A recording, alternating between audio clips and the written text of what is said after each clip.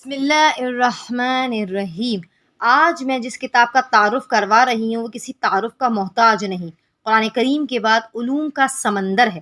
ہمارے غفلت ہے کہ جس سے آشنا نہیں یا اس کی طرف بڑھتے نہیں، جس سے پورا عالم مستفید ہو رہا ہے، کافر بھی فائدہ اٹھا رہے ہیں۔ علوم کے سمندر ہے جو آج تک جاری و ساری ہے۔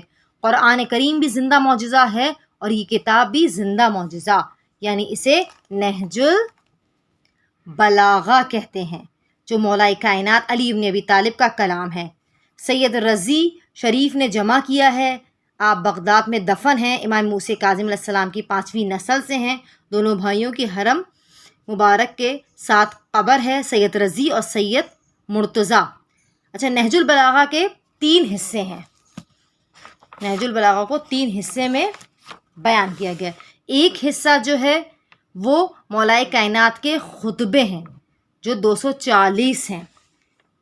تعداد میں کچھ کمی و بیشی ہو سکتی ہے کیونکہ کچھ خطبوں کو 2 کو ملا کے 1 کر دیا گیا ہے، تو 240 ہیں۔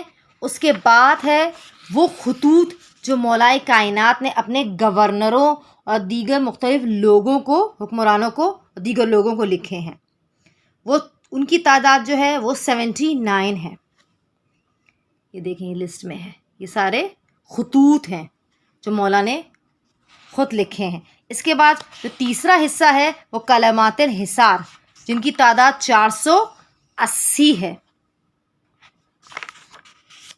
وہ ہیں جو چھوٹے چھوٹے اقوال زندگی گزارنے، زندگی کے حصول کے لیے ہے۔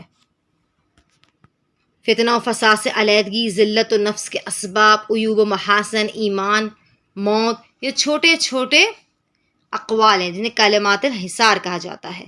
نہج البلاغہ فصاحت و بلاغت کی کتاب ہے۔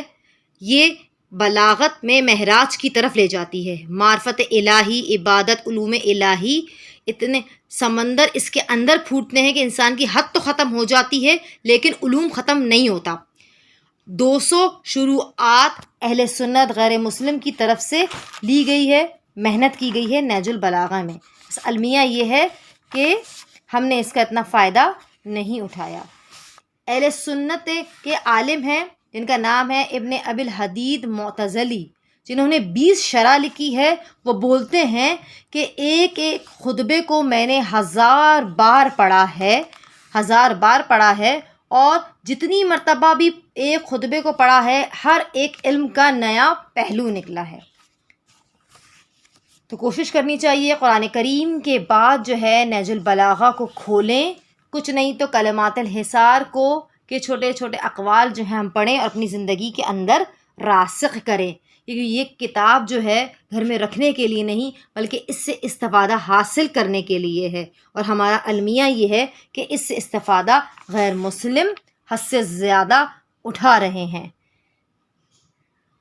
نہج البلاغہ کو بلاغہ اس لیے کہا جاتا ہے، یہ فصاحت و بلاغت کا سمندر ہے، اور یہ جب سمجھ میں آئے گا جب ہم اس کو اپنی زندگی میں راسخ کریں گے۔